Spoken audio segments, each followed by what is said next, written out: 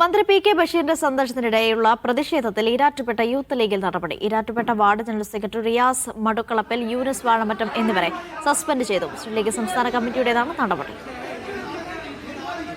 ജ്യോതിഷ് മോഹനുണ്ട് വിവരങ്ങളുമായി. ജ്യോതിഷ്, വിശദാംശങ്ങൾ. അനീഷ, കഴിഞ്ഞ ദിവസമായിരുന്നു മന്ത്രി പി കെ ബഷീർ ഈ ദുരന്തബാധിത പ്രദേശമായ ഈരാറ്റുപേട്ടയിലെ സ്ഥലങ്ങൾ സന്ദർശിക്കാനെത്തിയത്. അപ്പോഴാണ് ഇത്തരത്തിലൊരു പ്രതിഷേധം ആ പ്രദേശത്ത് ഉണ്ടായത്. അതായത് ഈ പ്രതിഷേധത്തിൽ ഉൾപ്പെട്ട രണ്ടുപേർക്കെതിരെയാണ് ഇപ്പോൾ നടപടി വന്നിരിക്കുന്നത്. യൂത്ത് ലീഗ് വാർഡ് ജനറൽ സെക്രട്ടറിയായ റിയാസ് മടുക്കളപ്പിൽ, അതുപോലെ യൂനിസ് വാഴമറ്റം എന്നിവരെയാണ് ഇപ്പോൾ നിലവിൽ പാർട്ടിയുടെ പ്രാഥമിക അംഗത്വത്തിൽ നിന്നും സസ്പെൻഡ് ചെയ്തിരിക്കുന്നത്.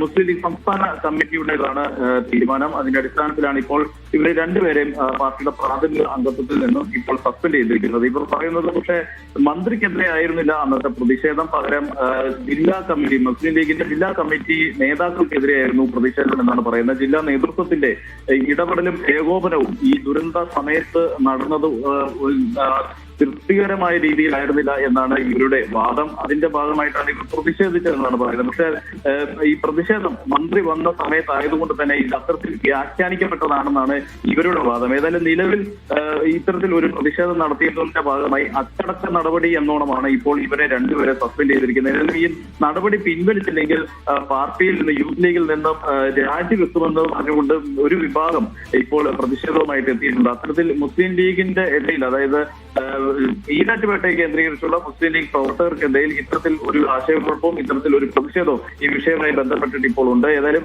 രണ്ടുപേരെ നിലവിൽ ഈ സംഭവവുമായി ബന്ധപ്പെട്ടിട്ട് പാർട്ടിയിൽ നിന്നും, പാർട്ടിയുടെ പ്രാഥമിക അംഗത്വത്തിൽ നിന്നും സസ്പെൻഡ് ചെയ്തിരിക്കുകയാണ് അനീഷ.